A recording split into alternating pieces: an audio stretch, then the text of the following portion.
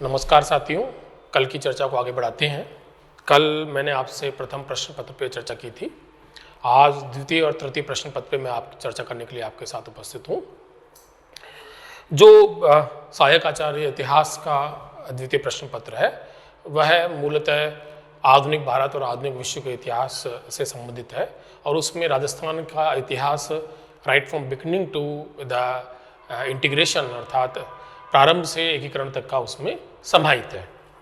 ये एक मामले में ये जो प्रश्न पत्र यदि परीक्षा की दृष्टि से देखें तो यूं शुक्र है कि इसमें तथ्य बहुत ज़्यादा आते हैं और तथ्यों पर आधारित प्रश्न पत्र भी बनता है।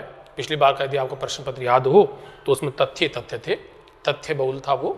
तो उस दृष्टि से गाइड बुक्स भी काफ़ी मददगार साबित हो सकती हैं और यदि आप एकाध पुस्तक पर निर्भर करते हैं और तथ्यों की दृष्टि से कोई ठीक ठाक से गाइड बुक रखते हैं तो इस प्रश्न पत्र में आप उम्मीद की जा सकती है कि बहुत बढ़िया परफॉर्म कर सकते हैं। पर एक दूसरे स्तर पे कहूँ, यदि मैं इस बात को एक व्यापक संदर्भ में कहूँ तो ये जो प्रश्न पत्र है ये इतिहास के जिस कालखंड को डील करता है वो वैसे बड़ा उपयोगी है हमारे व्यक्तित्व के निर्माण के लिए और आधुनिक समाज और समय की समझ के लिए बड़ा अच्छा है। इसमें दो जो कालखंड हैं, आधुनिक भारत का इतिहास और आधुनिक विश्व का इतिहास, यदि हम ठीक तरह से पढ़ते हैं, उन ट्रेंड्स को और पैटर्न्स को देखते हैं जिससे आधुनिक विश्व निर्मित हुआ है, मसलन वहाँ यूरोप में हुई रिफॉर्म्स, रेनेसां के बाद हुए रिफॉर्म, फिर जो एनलाइटन मूवमेंट है अर्थात जो धर्म सुधार हैं या प्रबोधन का युग है उसने, और उसके बाद जो राष्ट्र राज्य बने, उसके बाद जो धर्म और राज्य का अलगाव हुआ उससे आधुनिक राज्य बना, उसी तर्ज पे हम भारत के राष्ट्रीय आंदोलन को देखें जिसमें सामाजिक एकीकरण हुआ, राष्ट्रवाद का विकास हुआ और अंततः एक आधुनिक राष्ट्र की निर्मिति हुई। तो ये कुछ ऐसे इस प्रश्न पत्र के संदर्भ बिंदु हैं जो हमारे व्यक्तित्व का निर्माण भी करते हैं और इस तरीके से इस प्रश्न पत्र के काफ़ी बड़े हिस्से ऐसे हैं जिनको पढ़ना रसपूर्ण भी है, जिनको पढ़ना हमें एनलाइटेंड भी करता है, हमें प्रबुद्ध भी बनाता है। बहरहाल परीक्षा की दृष्टि से बार बार मैं कहता हूँ कि फोकस हमें परीक्षा की प्रकृति और पैटर्न पर करना चाहिए और उसी दृष्टि से हम इस पे बात करने जा रहे हैं। तो पहला जो इसमें जो यूनिट ए है मॉडर्न इंडिया की, वो 18th सेंचुरी ट्रांजिशन अर्थात 18वीं शताब्दी के अंतरण परिवर्तन संक्रांति पे बात करती है। बड़ा है, 6-7 से कम सवाल कभी नहीं आए हैं इसमें। इसमें डिक्लाइन ऑफ मुगल एम्पायर है जिसमें कई सारे प्रश्न बनते हैं, उस समय के शासकों पे भी बनते हैं, उस समय के दो भारत के अंदर जो आक्रमण हुए उन पे भी बनते हैं, मराठों के उनसे संबंध पे भी बनते हैं।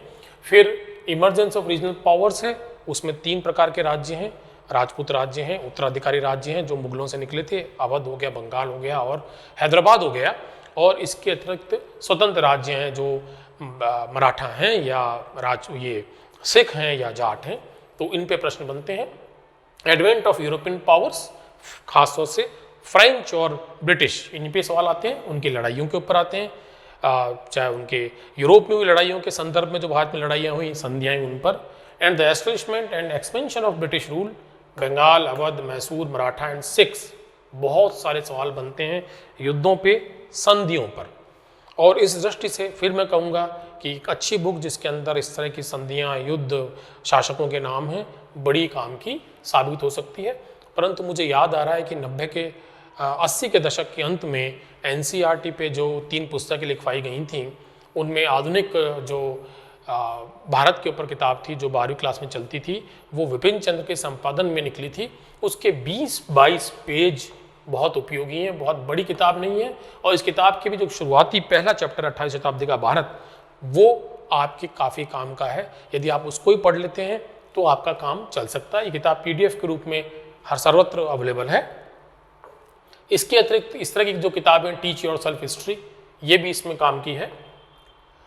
एक बहुत अच्छी किताब है MS जैन साहब की, जो यहीं राजस्थान विश्वविद्यालय के में इतिहास विभाग के अध्यक्ष थे। इन्होंने बड़ी शोधपरक पुस्तकें लिखी उस जमाने में, और यह किताब आधुनिक भारत का इतिहास संपूर्ण पाठ्यक्रम को डील करती है, नई दृष्टि भी देती है। यदि किसी एक किताब पे अवलंबित होना चाहते हैं तो ये किताब ले सकते हैं, other than a guidebook which is necessary nowadays since there are number of factual जो questions which are being asked, तो एक इसके अतिरिक्त आप एक गाइड बुक भी अपने साथ रख सकते हैं। इंग्लिश वालों के लिए मैंने फिर एक किताब पहले भी बताई थी अपने लेक्चर में, वी डी महाजन। किसी एक किताब पे आप निर्भर रहना चाहते हैं, वी डी महाजन संपूर्ण कालखंड को डील करेगी।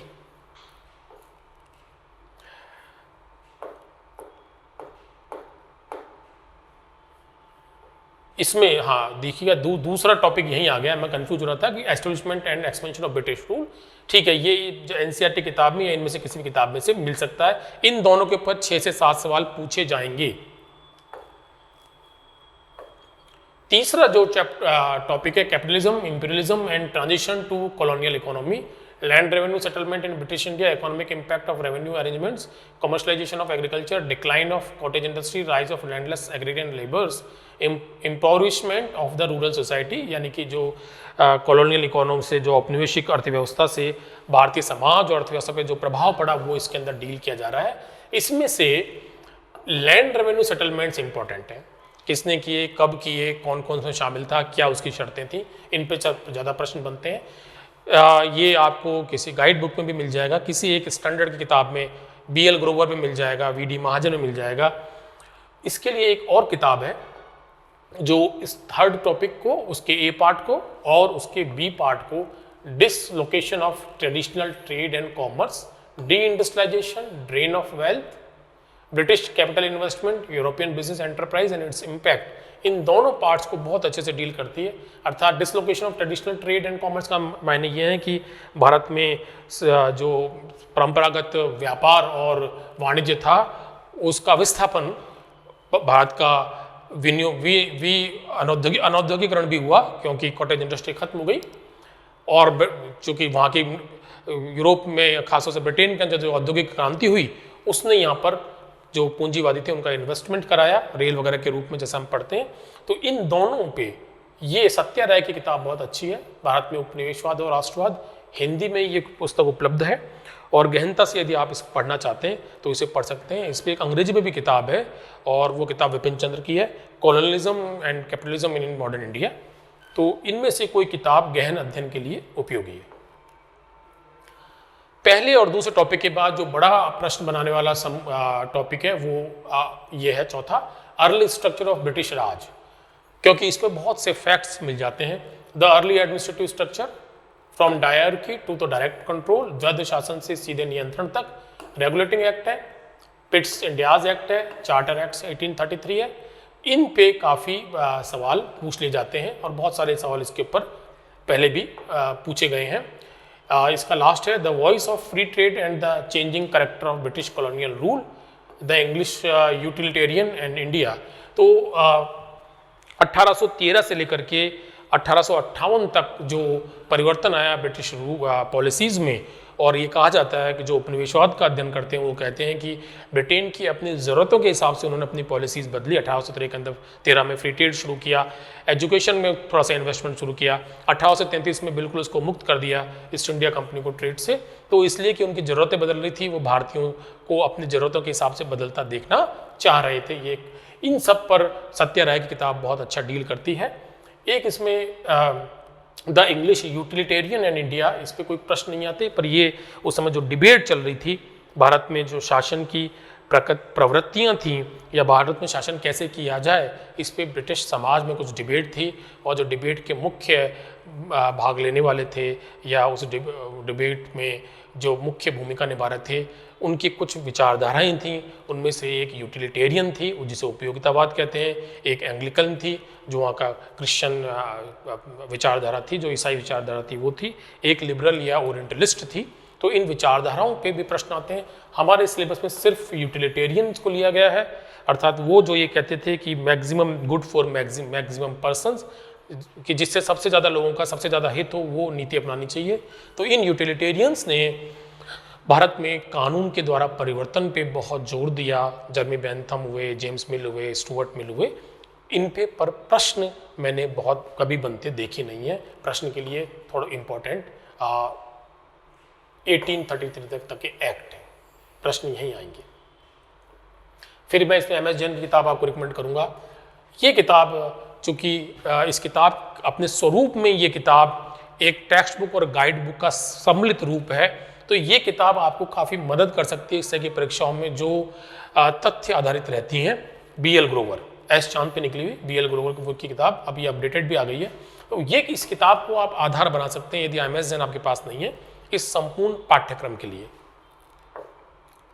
एक किताब में ऐसी ही कोई किताब, सिर्फ इसी को मैं आपको रेकमेंड नहीं कर रहा हूँ, ऐसी कोई भी किताब हो, ये किताब मैंने देखी है ठीक है, ऐसी कोई भी किताब जो आपको टेबल्स देती है और बहुत सारी सूचनाएं देती है, आप लेके रखें, क्योंकि आधुनिक भारत के सवाल इस तरह के प्रश्न इसी तरह से बनते हैं और इस तरह की किताबें काफ़ी उपयोग में आती हैं।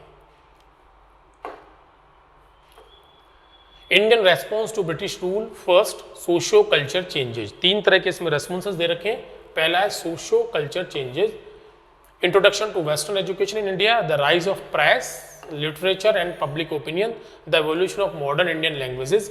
देखिए प्रेस, आप टेबल देखनी पड़ेंगी कि कौन से अखबार का कौन संपादक था, कौन सा अखबार कब शुरू हुआ। वेस्टर्न एजुकेशन इन इंडिया, इसमें भी जो एक्ट वो हैं राइट फ्रॉम 1813 जब 1 लाख रुपए देना शुरू किए गए थे, उसके बाद मैकाले का जो स्मरण पत्र है, मेमोरेंडम है, या उसके बाद वुड्स डिस्पैच है, वो सब आपको तैयार करने पड़ेंगे। ये भारत ज्ञान वितान में भी बहुत ढंग से दिया गया है और किसी भी पुस्तक में आपको मिल जाएगा। RL शुक्ल की जो हिंदी माध्यम कार्यान्वयन निदेशालय की पुस्तक है वो इसको बहुत अच्छे से डील करती है, उसके पीछे की फिलॉसफी को भी डील करती है। यदि आपके पास धैर्य और अवकाश है, वो किताब RL शुक्ल की, मैंने आगे उसको बता भी रखा है, RL शुक्ल मॉडर्न इंडिया, एक संपादित किताब है, DU के विभिन्न प्रोफेसर्स ने मिलकर लिखी थी, अच्छी पुस्तक है। Evolution of modern Indian languages and literature पे कोई सामग्री किसी किताब में बहुत अच्छे से अवेलेबल नहीं है, किसी गाइड बुक में हो तो मैं नहीं कह सकता। इग्नो का, Indira Gandhi national open university का एक छोटा सा मॉड्यूल है जो इसको बहुत सुंदरता से डील करता है कि किस तरह से भारतीय भाषाओं में, खासतौर से मराठी में, बांग्ला में आधुनिक साहित्य की रचना शुरू हुई, उपन्यास आए, नाटक आए, आधुनिक प्रवृत्ति की कविताएं आई और उससे कई बार प्रश्न पूछ लिए जाते हैं। माइकल मधुसूदन दत्त पर एक सवाल पिछली बार आया था, तो ये उसके लिए आप इग्नू का जो वो छोटा सा मॉड्यूल है उसको देखेंगे तो बड़ा लाभ रहेगा। क्रिश्चियन मिशनरीज की एक्टिविटीज़ हर जगह मिल जाती हैं, उसमें सेरामपुर हैं, चार्ल्स ग्रांट हैं, विलियम विल्बरफोर्स हैं और उन पे कुछ सवाल बनते हैं, खासतौर से सेरामपुर प्रेस के ऊपर बनते हैं। प्रोग्रेस ऑफ साइंस पे कोई सवाल अभी तक इसमें से नहीं आया है, आने की संभावना भी नहीं है।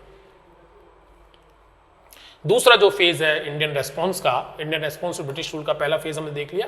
Now this is the second one, social and religious reform movement. Since it was also a response to the British rule, कि उन्हीं की प्रेरणा से या प्रतिक्रिया से हमने अपने रिफॉर्म शुरू किए थे। ये इन पे बहुत सवाल बनते हैं, ये आप इसको मुझे कुछ खास बताने की ज़रूरत नहीं है। संस्थाओं को आपको याद करना है, संस्था प्रवर्तकों के बारे में आपको जानकारी लेनी है और उनकी जो बहस हुई या उस संदर्भ में जो कानून बने उनको ढंग से आपको तैयार करना है। ये आपको किसी भी पुस्तक में मिल जाएगा, BL ग्रोवर में भी है, MS जैन में भी है, या अन्य पुस्तक जो आप देखते हो। रिवाइवलिज्म, ये जो दो हैं, क्योंकि भारत में जो मूवमेंट चले वो 2 तरह के थे अपनी प्रकृति में, एक तो रिवाइवलिस्ट थे और एक रिफॉर्मिस्ट थे। रिवाइवलिस्ट यानी पुनरुद्धारवादी, जो ये चाह रहे थे कि पुराना समय जो है शुद्ध रूप में आ जाए, जैसे दयानंद सरस्वती थे जो वेदों के लौटने की बात कर रहे थे, या जो इस्लाम के जो मूवमेंट हैं वो शुद्ध थे, फैराजी हो और वहाबी हो, वो रिवाइवलिस्ट हैं, वो शुद्ध इस्लामिक परंपरा को वापस लाना चाहते हैं। हिंदू परंपरा के मूवमेंट रिवाइवलिस्ट भी थे, रिफॉर्मिस्ट भी थे। मसलन ब्रह्म समाज की बात करें या स्वामी विवेकानंद की चर्चा करें तो वो हमें रिफॉर्मिस्ट ज़्यादा नजर आते हैं। इस्लाम में भी जो सर सैयद अहमद खान का मूवमेंट है, वो अलीगढ़ मूवमेंट, वो रिफॉर्मिस्ट है, न कि revivalist. Movement of upliftment of Dalit and women, ये आपको MS जैन में भी मिल जाएगा। इसके अतिरिक्त ये आपको सुमित सरकार में बहुत अच्छा मिलेगा। एक और पुस्तक है AR देसाई की, the social background of Indian nationalism, भारतीय राष्ट्र की सामाजिक पृष्ठभूमि, वो इसको बहुत सुंदरता से डील करती है। ये RL शुक्ल में भी बहुत अच्छा है। ये किताब वैसे आधुनिक भारत के संदर्भ में संपूर्ण सिलेबस को पढ़ने की दृष्टि से भी बहुत अच्छी है। 18वीं शताब्दी का अंतरण भी इसमें बहुत अच्छा दे रखा है। एक किताब जिस पर निर्भर रहने की मैं बार बार बात करता हूँ वो यह भी हो सकती है, बशर्ते आपके पास कोई गाइड बुक है। Indian response to British rule, second, revolts and uprising, मुझको विस्तार में जाने की जरूरत नहीं है। ट्राइबल अपराइजिंग से 18th एंड 19th सेंचुरी की, रंगपुर है, कोल है, मोपला है, मालाबार है, बहुत सारे सवाल इनमें बनते हैं। परीक्षा के लिए आसान होता है इन पे सवाल बनाना। क्यों? क्योंकि मूवमेंट हैं, प्रवर्तक हैं, मूवमेंट के इवेंट्स हैं, यानी आंदोलन में घटी हुई घटनाएं हैं, तो बड़ी सवाल बन जाते हैं। इसलिए इसको आप तैयार करें, ये याद करने का स्मृति आधारित काम है। इसको आपको उसी दृष्टि से तैयार करना होगा, किसी गाइड बुक से और किसी स्टैंडर्ड बुक से। इसी का अच्छा 1857 के रिवोल्ट पर origin character causes, failure consequences, the shift of the character of peasant uprising in the post 1850। इस पर कुछ नहीं आएगा, बिल्कुल नहीं आएगा। हाँ, the peasant movement of 20s and 30s important है। वो आपको जो विपिन चंद्र की इंडियाज फ्रीडम स्ट्रगल है या हिस्ट्री ऑफ मॉडर्न इंडिया है, उसमें बहुत अच्छा दे रखा है। जो 1857 है उस पर प्रश्न, क्योंकि बहुत समय एक बड़ा लोकप्रिय का अंश रहा है आधुनिक भारत के इतिहास का, तो प्रश्न इतने पूछे गए हैं कि अब उनमें परिवर्तन दिखाई पड़ता है। अब वो आपसे प्रश्न पूछेगा तो वो आपसे किस अंग्रेज प्रशासक ने, सेना नायक ने कहाँ पे विद्रोह को दबाया था, या जो रिमोट एरियाज में हरियाणा के किसी क्षेत्र में कौन विद्रोह का प्रवर्तक था, इस तरह के प्रश्न पूछे जाएंगे। नॉर्दर्न इंडिया के आपको सारे जो विद्रोह के नेता हैं उनको तैयार करना पड़ेगा, क्योंकि प्रकृति बदल रही है इसमें। ये मैंने फिर विपिन चंद्र किताब को यहाँ रखा है, क्योंकि रिवोल्ट को 1857 ऑनवर्ड अच्छा डील करती है। इसके अतिरिक्त ये किताब वैसे भी बहुत महत्वपूर्ण है, क्योंकि ये आपको एक वैचारिक समझ भी देती है आधुनिक भारत के निर्माण की प्रक्रिया का। उसमें राष्ट्रवाद है, सांप्रदायिक समस्या है, इस पर बहुत अच्छी तरह से इसको डील किया गया है। हिंदी में भी है, उपलब्ध है। फिर मैंने इसका जिक्र किया, ये किताब इस विद्रोह के जो हैं टेबल्स के लिए भी अच्छी है। मैं इसी को रिकमेंड नहीं कर रहा हूँ, ऐसी कोई और भी पुस्तक आपके पास हो सकती है। ज्ञानवतान भारत एवं विश्व में भी पूरी लिस्ट है, मैं उसको बार बार कह रहा हूँ, आप उसको भी देख सकते हैं। इमरजेंस ऑफ इंडियन नेशनलिज्म, ये पिछली बार 8 से 9 प्रश्न बनाया था, इसलिए महत्वपूर्ण है। Factors leading to the birth of Indian nationalism, association पे सवाल बहुत होते हैं जो उस 1885 से पहले या कांग्रेस की स्थापना से पहले बनी। Foundation of Indian national Congress, और इस पे ज़्यादा होते हैं, इस पे कोई सवाल नहीं होता। ऑब्जेक्टिव ऑफ अर्ली कांग्रेस, मॉडरेस्ट और एक्सट्रीमिस्ट में सवाल होते हैं, वो 1907 के संदर्भ में आते हैं। पार्टीशन ऑफ बंगाल पे सवाल बनते हैं। स्वदेशी मूवमेंट पे सवाल बनते हैं, क्योंकि उस समय कुछ कॉलेजेस भी बने थे, कुछ और जो है इवन फैक्ट्रियाँ भी लगी थी, विधान चंद्र राय का हम याद कर रहे हैं, तो उन पे बहुत से सवाल होते हैं। पॉलिटिकल द इकोनॉमिक, वही फैक्ट्री वगैरह बनी जिनकी बात है। एंड पॉलिटिकल एस्पेक्ट ऑफ स्वदेशी movement, the beginning of revolutionary extremism in India. आजकल रिवॉल्यूशनरी ट्रेंड पे बहुत सवाल पूछे जा रहे हैं। शुरुआत 1905 से होती है, फिर ये 1918 तक चलता है एक फेज़। उसके बाद 1924 से दूसरा फेज शुरू होता है, 1932-33 तक चलता है। इन दोनों फेजेस के ऊपर सवाल एक दो सवाल ज़रूर आते हैं। क्यों? क्योंकि एक प्रवृत्ति बढ़ती जा रही है कि हम जो मेन स्ट्रीम है उसकी राष्ट्रीय आंदोलन की, उसके परे जाके भी सवाल पूछें। ठीक है, इसमें एज ऑफ गांधीयन पॉलिटिक्स में ये हर जगह आपको मिल जाता है। तीनों गांधी जी के 3 बड़े मूवमेंट, इसके अतिरिक्त उनकी शुरुआत का जो भारतीय राजनीति में प्रवेश है, अहमदाबाद मिल आंदोलन से लेकर के चंपारण तक, उसकी बातें भी इसके अंदर होती हैं। तो इनको आप किसी भी एक अच्छी किताब से पढ़ सकते हैं। विपिन चंद्र जो है वो बहुत अच्छी है, MS जैन भी इस दृष्टि से अच्छी है। And those who are preparing with English medium, they can consult VD Mahajan for that, और and for that any other book, even the freedom struggle of India by Vipin Chandra. It's a good book in English. ये पूरा वो political history है, किसी भी एक किताब में ये पूछी जा सकती है, और इससे प्रश्न भी 9 से 10 बने हैं पिछली बार। ये किताब जो मैं आपको रिकमेंड करूंगा, तजवीज़ करूंगा, हिरेन गोहाई की किताब है, स्वाधीनता संग्राम में क्रांतिकारियों का योगदान। क्योंकि क्रांतिकारी के योगदान पे बहुत चीज़ें हमें मिल नहीं रही होती हैं। ये नेशनल बुक ट्रस्ट में छपी पतली सी किताब है। ये 1899 ऑनवर्ड, जो 1897 ऑनवर्ड जो पूना के अंदर चापेकर ब्रदर्स हैं वहाँ से लेकर के और 1947 तक का जो रिवॉल्यूशनरीज का कंट्रीब्यूशन है उस पर बात करती है। महत्वपूर्ण पुस्तक है। BL ग्रोवर इस सारे को डील करती है, इसलिए फिर मैंने यहाँ लिख दिया है। Then the other strands in national movement, nationalism and the peasant movements, nationalism and working class movement, the revolutionaries, Bengal revolutionary फिर आ गया, हिरेन गोसाई बहुत महत्वपूर्ण है इसमें, बंगाल, पंजाब, महाराष्ट्र, इनके रिवोल्यूशनरीज की बात है। ये उस किताब में बहुत अच्छा दे रखा है, UP and Madras presidency in outside India, ये रिवोल्यूशनरीज की पूरी बात है। तो ये उस किताब में बहुत अच्छा दे रखा है। आउटसाइड इंडिया में रिवोल्यूशनरीज पे सवाल बहुत आते हैं, चाहे वो मैडम कामा हो, चाहे वो तलवार हो, चाहे वो श्याम जी कृष्ण वर्मा हो, तो उनको आप, या चाहे वो कनाडा में बेस्ड लोग हों जिन्होंने गदर पार्टी चलाई थी, तो वो आपको थोड़ा बहुत तो विपिन चंद्र में मिल जाता है, परंतु वो ये जो मैंने एनबीटी की पुस्तक बताई वो इसके लिए बहुत उपयोगी है। अदरवाइज किसी गाइड बुक को आप देख सकते हैं जहाँ वो सारी सूचनाएं हों। INC इंडियन नेशनल आर्मी पे तो सूचनाएं आपको किसी भी किताब में मिल जाएंगी। इस पे सवाल पूछते हैं, हमेशा एक आध सवाल होता है। इन पे 2 से 3 सवाल पूछे जा सकते हैं।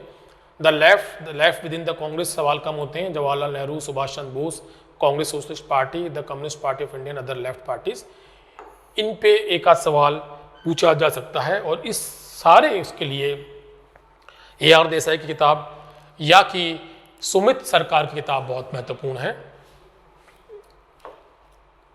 इसमें एक किताब शेखर बंदोपाध्याय की भी अच्छी है, पलासी से विभाजन तक। ये जो अदर स्ट्रैंड्स हैं, अदर स्ट्रैंड्स इन नेशनल मूवमेंट, इसको बहुत अच्छे से डील करती है। मैंने सुमित सरकार को भी यहाँ रखा है। सुमित सरकार किताब इसलिए भी बड़ी जोरदार है कि इसके पीछे जो बिब्लियोग्राफी दे रखी है, बिब्लियोग्राफी एक निबंध के रूप में उन्होंने दी है। तो कई बार जो किताबों पे प्रश्न होते हैं सीधे वहाँ से उठ के आते हैं कि अमुक किताब किसने लिखी। उसमें जो 20-25 ऐसी किताबें हैं जिनको यदि आप याद कर लेंगे तो आपको प्रश्न मिलेगा उस किताब पे कि ये किताब की रचना किसने की। हाँ, वो उन्होंने किताब की रचना के संदर्भ में वो बिब्लियोग्राफी बनाई है, पर परीक्षक उस बिब्लियोग्राफी से ही प्रश्न पूछ लेता है अमुक किताब किसने लिखी। तो उस दृष्टि से भी आप पुस्तक को देख सकते हैं। Constitutional development in the colonial India 1858 to 1935, BL Grover किताब बहुत अच्छी है। इसमें राजस्थान ज्ञान, वो भारत ज्ञान वितान में भी बहुत अच्छा काम हुआ है। तो वो उस दृष्टि से BL ग्रोवर या ज्ञान वितान भारत एवं विश्व को आप देखें। Growth of Muslim League and communism in Indian politics, circumstances leading to partition of India, कम सवाल होते हैं, इसको आप विपिन चंद्र से पढ़ सकते हैं, या कि इसको आप किसी भी अन्य पुस्तक से पढ़ सकते हैं। इस पर थोड़े से ज़्यादा सवाल होते हैं क्योंकि फैक्ट ओरिएंटेड है, तो बहुत सवाल बन जाते हैं और पूछ ले जाते हैं। कंपोजिशन के ऊपर नया जो इंट्रोड्यूस किया गया 1858 के अंदर, 1861 में, 91 के अंदर, 1909 में, 1919 में और 1935 में इस भी साइमन कमीशन भी आया, मुडीमैन कमेटी भी आई, तो बड़े सारे सवाल इसके ऊपर बन जाते हैं। इसके लिए मैं इस किताब को आपको रिकमेंड करूँगा, इसको भी मैं रिकमेंड करूँगा क्योंकि इसमें वो सारी सूचनाएं, सारी लिस्टें दी गई हैं। पोस्ट इंडिपेंडेंस नेशनलिज्म के लिए किताब तो एक बहुत अच्छी है, विपिन चंद्रा की किताब है, बड़ी विशाल किताब है। यदि आपका समय और अवकाश है तो इसको पढ़िएगा, हिंदी में भी ये अब उपलब्ध है। अन्यथा इस पे जो सवाल हैं वो लिंग्विस्टिक रिऑर्गेनाइजेशन पे, यानी भाषाई आधार पे जो भारत का पुनर्गठन हुआ 1953 में आंध्र प्रदेश के साथ जो शुरू हुआ, 1956 नवंबर 1956 में जो ख़त्म हुआ, उस पर सवाल कुछ बनते हैं 5 ईयर प्लानिंग पर, और खास से इंस्टीट्यूशनल बिल्डिंग पे बनते हैं, राइट फ्रॉम IITs, क्योंकि उस समय ही नेहरूवन पीरियड में इनका निर्माण हुआ।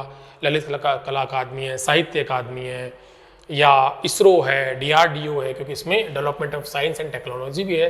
तो इस तरह के इंस्टीट्यूशंस के ऊपर प्रश्न पूछ लिए जाते हैं। उस सब की लिस्ट इस किताब में भी उपलब्ध है, क्या बना। मैं इसके लिए कहूँगा कि आप किसी गाइड बुक के ऊपर निर्भर कर सकते हैं जहाँ पे इस तरह की लिस्टें हों। क्यों? क्योंकि इसके लिए इन 2 के अलावा लिंग्विस्टिक रिऑर्गेनाइजेशन, 5 ईयर प्लानिंग पे कोई सवाल आमतौर पे नहीं बन सकता, इंस्टीट्यूशनल बिल्डिंग, इन 2 पे सवाल बनेंगे। और ये आप किसी गाइड से या किसी ऐसी किताब से जहाँ लिस्ट मिल जाए पढ़ लेंगे तो आपको विस्तार में जाने की ज़रूरत नहीं है।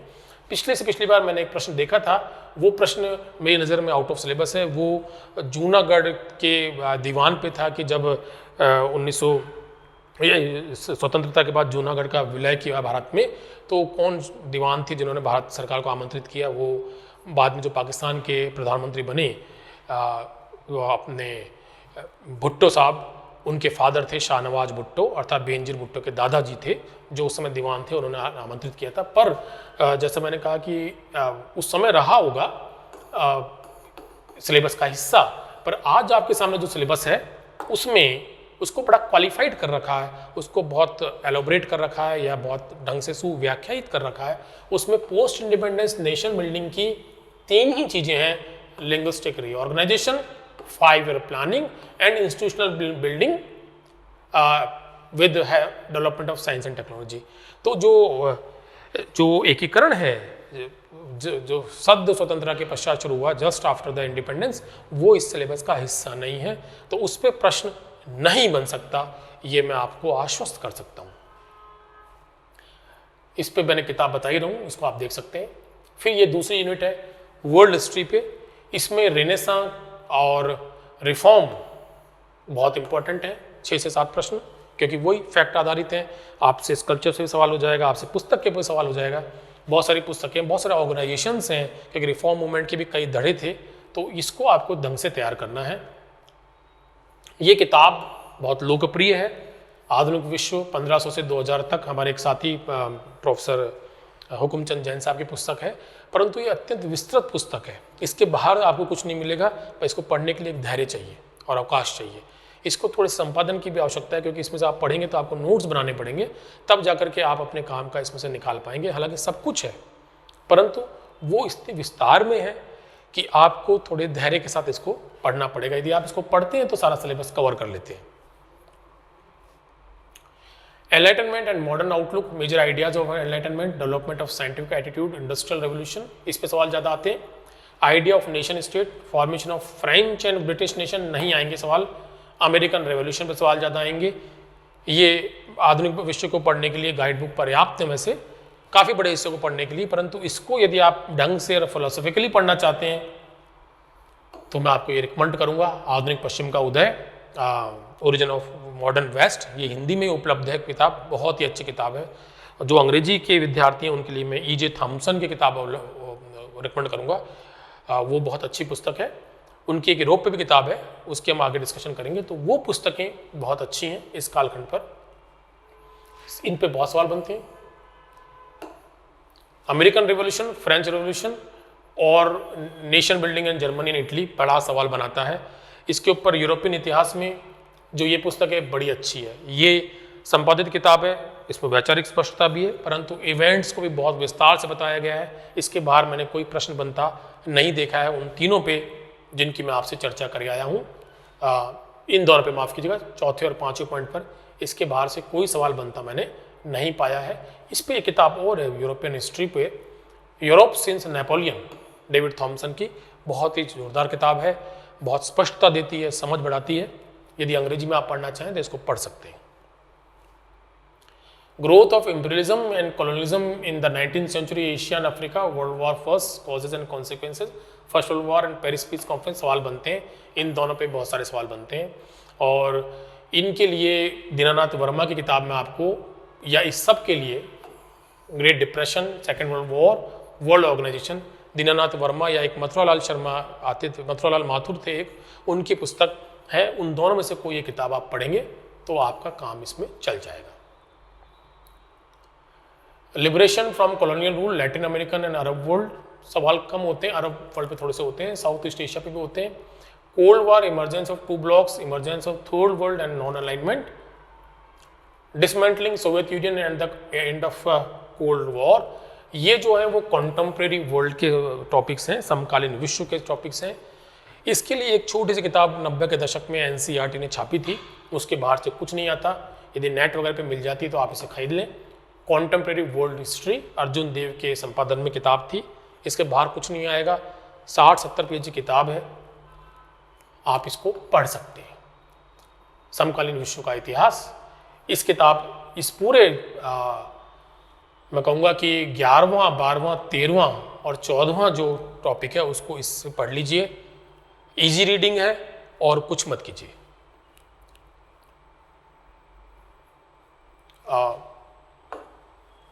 Unit C, political and cultural history of Rajasthan, हम सब राजस्थान से हैं तो इस पे आप सब की भी एक अच्छी समझ है।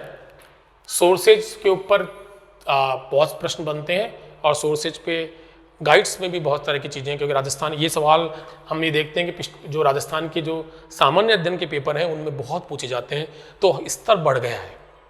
जो परीक्षा देने वाले विद्यार्थी हैं उनका इस पे स्तर वैसे ही बढ़ा हुआ है। इस पे एक बहुत अच्छी किताब गोपीनाथ शर्मा की है, थोड़ा अभी इसको अपडेट भी किया गया था। इस किताब में आपको आर्कोलॉजिकल सोर्सेज मिलेंगे, जो ओल्ड सेटलमेंट है उन पर बड़ा विस्तार है इसमें। इसके अतिरिक्त आपको जो अभिलेख हैं मध्यकाल तक के, वो इसमें बहुत अच्छे से दे रखे हैं, उसके बाहर से कोई प्रश्न नहीं बन सकता। एक किताब जो अंग्रेजी माध्यम से परीक्षा देना चाहते हैं उनके लिए बहुत अच्छी किताब है, a history of Rajasthan. Rima Ahuja, Cambridge से आप पीएचडी किए हुए हैं, हमारी वरिष्ठ साथी हैं। इन्होंने बड़ी विस्तार से राजस्थान के हिस्ट्री पर लिखा है। इसमें आर्ट एंड कल्चर रिलेटिवली कम डिस्कस किया गया है, परंतु राजस्थान का जो इतिहास है, right from palaeolithic period to integration, अर्थात पुरापाषाण काल से एकीकरण तक का इतिहास इतना विशद, विस्तृत और गहराई के साथ है कि इसके बाहर से मैंने कोई प्रश्न बनता आज तक नहीं देखा। चैलेंज है इसको पढ़ना, ये जरूर कहूँगा। एक तो अंग्रेजी में है, दूसरे मैं कहता भी उनसे हंसते हुए कि इसको संपादन की जरूरत है इस पुस्तक को, क्योंकि ये क्रॉनिकल के रूप में ज़्यादा दिखती है।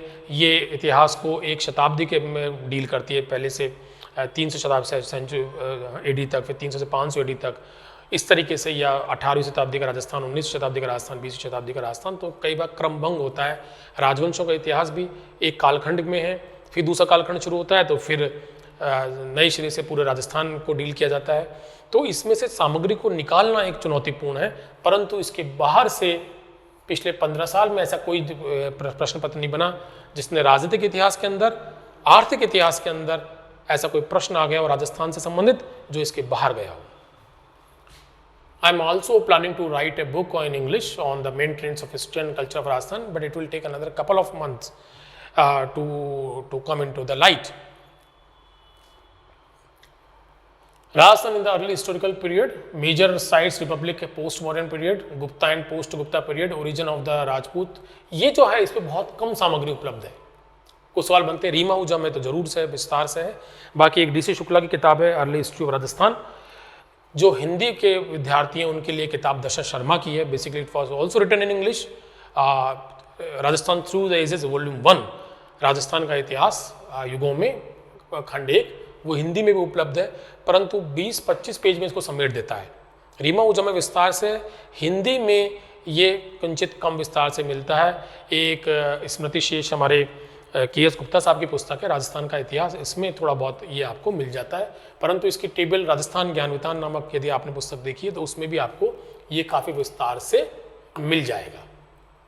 Gupta and post Gupta period, origin of the Rajput, ये यहाँ से आपको गोपीनाथ शर्मा की किताब एक हिंदी में वो मिल जाती है, उससे बाहर कुछ नहीं पूछा जाता। रीमा हो जाता ऑफकोर्स, अंग्रेजी वालों के लिए उसके बाहर जाने की जरूरत ही नहीं है। ये मैं के.एस. गुप्ता साहब की किताब बता रहा था। Society, culture and polity in ancient Rajasthan, सवाल बनते हैं इस पे। Medieval Rajasthan, political power of sultanate age, Chauhan, Goyal and etcetera, Rajput resistance, ये 2 plus Mughals, Rajput cooperation with central power, feudal system, ये सब पॉलिटिकल हिस्ट्री के जो टॉपिक्स हैं, ये आपको हिंदी में से जो पढ़ रहे हैं उनको गोपीनाथ शर्मा की जो मध्यकालीन राजस्थान का इतिहास में, उसमें बहुत अच्छे से मिल जाएंगे। इसके अतिरिक्त भी मैं ये कहूँगा कि चूँकि आप राजस्थान की परीक्षाएं देते रहे हैं, तो जो भी आपको सूचनाएं किसी गाइड बुक से मिलती रही हैं वो भी इसमें उपयोगी हैं, क्योंकि प्रश्नों का स्वरूप ऐसा है कि इन सब में से एक दो सवाल निकलते हैं। और एक किताब इन सब पर इंग्लिश में एक बहुत अच्छी और आती है, मुगल्स एंड राजपूत स्टेट्स के ऊपर, इनमें सारे डील किए गए हैं, नेम वाइज पूरा डिटेल में है।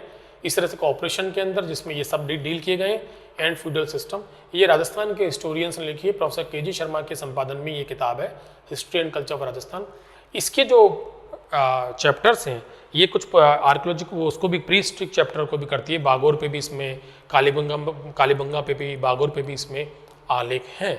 तो ये किताब जिन जिन टॉपिक को डील करती है उनमें मैं ये कह सकता हूँ कि किताब से बाहर कुछ नहीं जाता। Then but again it's unfortunate that it is available only in English. मैं इस किताब का आपसे उल्लेख कर रहा था। Political and cultural achievement of rulers of medieval Rajasthan, Rajasthan इन ये आपको गोपीनाथ शर्मा मिल जाएगा। Rajasthan in 18th century, instability and origin of new political power, company paramountcy and structural change in polity of Rajasthan. ये एमएस जैन की किताब है। Basically he wrote a book for government of Rajasthan, Rajasthan through the ages volume 3। बहुत अच्छे से उसमें deal किया है। उसका एक हिंदी रूपांतरण राजस्थान हिंदी ग्रंथ अकादमी से छपा था, बहुत अच्छा है। इसके अतिरिक्त या तो आप एमएस जैन पढ़ें इस पर, या जो आरपी व्यास साहब की किताब है जो जोधपुर के अंदर प्रोफेसर थे, आधुनिक राजस्थान का वृहद इतिहास, वो बहुत उपयोगी है। एमएस जैन या आरपी व्यास, इसमें मैं आरपी व्यास को प्राथमिकता दूंगा क्योंकि वो 2 वॉल्यूम में है और पहला वॉल्यूम इन दोनों को डील करता है उसका, और बहुत गहराई से करता है। उसके बाहर कोई प्रश्न नहीं जा सकता। अंग्रेजी वालों के लिए रीमा ओझा इज सफिशिएंट। ये पहला वॉल्यूम है आधुनिक राजस्थान का वृहद इतिहास, आरपी व्यास साहब का। इसके बाहर कुछ नहीं है। Role of Rajasthan in the revolt of 1857, awakening of Rajasthan, social changes, political awakening, tribal and present movement in Rajasthan. इन पे एमएस जैन या राजस्थान का आधुनिक राजस्थान का वृहद इतिहास का वॉल्यूम 2, आधुनिक राजस्थान के वृहद इतिहास का वॉल्यूम 2 जो आरपी व्यास साहब का है, उसके बाहर आज तक कभी कोई कुछ पूछा नहीं गया है। पेजेंट मूवमेंट पे एक किताब पेमाराम साहब की भी है। यदि आपके पास समय है तो इसको आप पढ़ सकते हैं, बहुत डिटेल के अंदर है। पर चूंकि मैं बार बार कह रहा हूँ कि इस पे खासतौर से आधुनिक राजस्थान से संबंधित जो प्रश्न है उनका स्तर लगातार बढ़ रहा है। क्यों? क्योंकि हम ये देखते हैं कि जो सामान्य अध्ययन के पेपर हैं, जो दूसरी नौकरियों के लिए लोग भाग देते हैं, उनमें भी बड़ा ऊंचा स्तर है। तो ऐसे में जब सहायक आचार्य इतिहास के प्रश्न पत्र के निर्माण की बात आती है तो मैं सोचता हूँ कि उसका स्तर और ऊंचा होगा। तो उस दृष्टि से आप गहराई में जा सकते हैं। Freedom struggle in Rajasthan, economic life of Rajasthan, ये इसके लिए एमएस जैन बहुत अच्छे हैं। आरपी व्यास में भी ये है, ये हर जगह मिल जाएगा आपको। जहूर खां मेहर की एक बहुत अच्छी किताब है। इसके अतिरिक्त पनगड़िया साहब की किताब है, या आरपी व्यास एमएस जैन, कोई एक किताब, सिर्फ एक किताब को इनमें से आप लीजिए। मैंने फिर वो किताब यहाँ रखी है। पनगड़िया साहब की किताब भी बहुत अच्छी है, काफ़ी रेफर होती है, काफ़ी इससे बात पूछी जाती है। Integration of Rajasthan, its various stages, Rajasthan Gyanvitan में बहुत अच्छा है। और आपको किसी भी किताब मिल जाएगा, एमएस जैन साहब ने या आरपी व्यास साहब ने इसको बहुत ढंग से डील किया है। इसमें भी अंदर से न्यूआंसेस, नए न्यूआंसेस इसमें से निकल आते हैं और वो पूछे जाते हैं, क्योंकि 7 चरणों पे बहुत बार बात हो चुकी है, तो अब नई बात निकल के आती है, तो गहराई से पढ़ें। इस पे सबसे ज़्यादा प्रश्न बनते हैं राजस्थान के इतिहास में, और चूँकि हम इसके लिए एक किताब बताने की स्थिति में नहीं है, फिर मैं कहूँगा इसका स्तर तो और बढ़ता जा रहा है। क्योंकि ये खंड ऐसा खंड भी है जो राजस्थान की परीक्षाओं में सामान्य अध्ययन में भी बहुत ही पूछा जाता है। तो उस दृष्टि से प्रश्न इतने पूछे जा चुके हैं कि अब स्तर लगातार बढ़ता जा रहा है। स्तर से मतलब मैं वैचारिक स्तर की बात नहीं करूँ, सूचनाओं के स्तर में जो गहराई है, जो भेदकता है, जो महीनता है, वो बढ़ती जा रही है। इसका ध्यान रखिएगा। सबसे ज़्यादा प्रश्न भी इनमें से ही आएंगे। Development of literature through out the historical period है, तो इस पर एक किताब मैं जरूर बता दूंगा। वैसे तो बहुत लोगों ने लिखी है, मैनारिया साहब ने तो इस पर बहुत अच्छा काम किया है, पर उनकी किताब इतनी उपयोगी नहीं है। ये बीएल माली अशांत है, राजस्थानी साहित्य का इतिहास, आरंभ, मध्य, आधुनिक काल, इसके बाहर कुछ नहीं आता। और ये भी गोपीनाथ शर्मा जी की सांस्कृतिक इतिहास में किताब है। और एक किताब जो हम सब जानते हैं, मैंने यहाँ नहीं लिखी है क्योंकि वो इतनी समादृत है, बहुप्रचलित है, वो भी उपयोगी है। वो जयसिंह नीरज की है, राजस्थान की सांस्कृतिक परंपरा, आप उसको देख सकते हैं। तो इस तरीके से हमने ये दूसरे प्रश्न पत्र पे भी अपना डिस्कशन लगभग पूर्ण कर लिया है। यहाँ फिर मैं 2 प्रश्न आपके समक्ष रख रहा हूँ। प्रश्नों की प्रकृति वही है, एक डायरेक्ट है और एक किंचित आपसे वैचारिक अवबोधन की मांग करता है।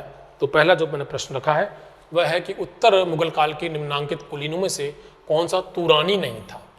ये जो पहला है टॉपिक 18th सेंचुरी ट्रांजिशन, 18वीं शताब्दी का अंतरण, वहाँ से पूछा गया है क्योंकि ये लेटर मुगल्स पर है। इसमें तुरानी है, तुरानी अर्थात जो मध्य एशिया से आए थे। उस समय ईरानी थे मुगल कोर्ट में, तुरानी थे, अफगानी थे, जिनमें और एक भारतीय मुस्लिम भी थे, भारतीय अमीर भी थे, जिनमें कश्मकश चल रही थी, संघर्ष चल रहा था। तो इनमें से एक तुरानी नहीं था, ये आपसे पूछा गया है, कौन था जो तुरानी नहीं था। दूसरा प्रश्न भी मैंने उसी पहले टॉपिक में से बना दिया है, थोड़ी सी मांग करता है आपसे समझ की। 18वीं सदी की उभरती राजनीतिक शक्ति मराठा अंततः अंग्रेजों का सामना नहीं कर पाई, क्योंकि यहाँ प्रश्न चिन्ह नहीं आना चाहिए, क्योंकि वे एक वैकल्पिक राजनीतिक योजना नहीं बना सके और अपनी शक्ति को मुगल साम्राज्य को बनाए रखने में लगा दी। दूसरा, मुगल साम्राज्य के रक्षक के रूप में उन्हें पानीपत के तृतीय युद्ध जैसी कई बेजा अर्थात फालतू लड़ाइयाँ लड़नी पड़ी। मराठा सामंत व्यवस्था ने मराठा सरदारों की शत्रुता को बढ़ावा दिया। ये 3 रीज़न दिए, कौन कौन से सही हैं, इस तरीके से इसमें पूछा गया है। तो ये हमारा दूसरे पेपर का डिस्कशन पूर्ण होता है। तीसरे पेपर पे भी मैं थोड़ी सी आपसे चर्चा कर लेता हूँ, क्योंकि तीसरा पेपर जो ये परीक्षा दे रहे हैं उनके लिए, जो सहायक आचार्य इतिहास की परीक्षा में सन्नद्ध हैं, उनके लिए तीसरे पेपर का जो राजस्थान इतिहास रिलेटेड टॉपिक्स हैं उनको तैयार करना कोई बड़ा काम नहीं है। उसकी तैयारी में से तैयारी हो जाती है। और वैसे मैं ये भी कहूँगा कि जो संपूर्ण सिलेबस है इसका, वो इस तरीके का है कि आप किसी भी एक अच्छी किताब से, एक अच्छी गाइड बुक से इसको तैयार कर सकते हैं। एंशिएंट सिविलाइजेशंस हैं, मेजर डायनेस्टीज़ हैं, वो आप वहाँ पढ़ ही लेंगे। पॉलिटिकल रेजिस्टेंस राजपूत, वो अपने उस टॉपिक में आया ही था। भक्ति मूवमेंट है, सूफिज्म है, जो वहाँ नहीं था, एक टॉपिक ये अलग है। सेंट्स स्पेशल एम्फेसिस, ये तो अपने यहाँ हम पढ़ते ही रहते हैं। Political awakening and freedom movement, ये यूं का यूं वहाँ से उठ के आया है, इसके बाहर कुछ आएगा नहीं। Folk culture, fairs and festival different, ये जरूर ऐसा है, पर ये आप विभिन्न तैयारियों में पढ़ते रहते हैं। ये फिर पिछले सिलेबस का अर्थात सेकंड जो पेपर है उसका आखिरी बिंदु उसमें डील हो जाता है, ये वाला राजस्थानी लैंग्वेज लिटरेचर। और राजस्थानी लिटरेचर ये देखिए, ये उसमें वहाँ आप पढ़ेंगे तो यहाँ आपका काम चल जाएगा। इसमें मैं आपको famous writers and their work, ये यदि आप सेकंड चैप्टर के सेकंड पेपर के लिए पढ़ रहे हैं तो वहाँ से इसका काम आपका चल जाएगा। हाँ, एक ये जरूर है कि जो बाहर है, पर ये राजस्थान के सामान्य अध्ययन का हिस्सा है जो आप डील कर सकते हैं। मैं आपको इसमें एक ही किताब तजवीज़ करूँगा जो इस सब को ढंग से डील करती है, न केवल इसको करती है वरन जो इसमें सेकंड, थर्ड और फोर्थ यूनिट्स हैं, राजस्थान की शासन व्यवस्था, राजस्थान का भूगोल और राजस्थान की अर्थव्यवस्था, उनको भी बहुत ढंग से डील करती है। हाँ, ये बात मैं ज़रूर कहूँगा कि एक जो इस थर्ड पेपर का जो एक हिस्सा है वह है राजस्थान की अर्थव्यवस्था। उसके प्रश्न नितांत समकालीन होते हैं, नितांत करंट से रिलेटेड होते हैं। क्यों? क्योंकि जिस तरह के प्रश्न निर्माण की प्रक्रिया है, जिस तरह की परिस्थितियाँ हैं, उनमें सीधे फैक्ट बेस्ड क्वेश्चन पूछना सुकर होता है कि कोई झंझट भी उसमें नहीं होता। तो पूछा जाता है कि जो है 2022 के मूल्यों पर प्रति व्यक्ति आय क्या है, या जो 2022 के मूल्यों पर जीडीपी कितना है राजस्थान का, तो वो उस तरह के जो सवाल हैं वो आप जब इकोनॉमिक सर्वे देखेंगे या बजट को का जो गवर्नमेंट रिलीज है उसको देखेंगे तो आपको मिल जाएंगे। तो अर्थव्यवस्था पे आप जरूर जो न्यू स्टैटिस्टिक्स रिलीज है, जो सांख्यिकी डेटा राजस्थान सरकार रिलीज करती है, ध्यान दीजिएगा, उसी पे ध्यान देना। और वो आपको वेबसाइट्स पे मिल जाता है, स्टैटिस्टिकल डिपार्टमेंट की मिल जाता है, फाइनेंस डिपार्टमेंट की भी मिल जाता है। उन्हीं पे निर्भर करके आप सिलेबस को देखिए, तो इकोनॉमिक्स के सवालों के जवाब आपको मोटे तौर पे वहाँ मिलेंगे। बाकी सवालों के लिए ऐसी कोई भी पुस्तक आप लेंगे तो वो आपका इसमें हल हो जाएगा।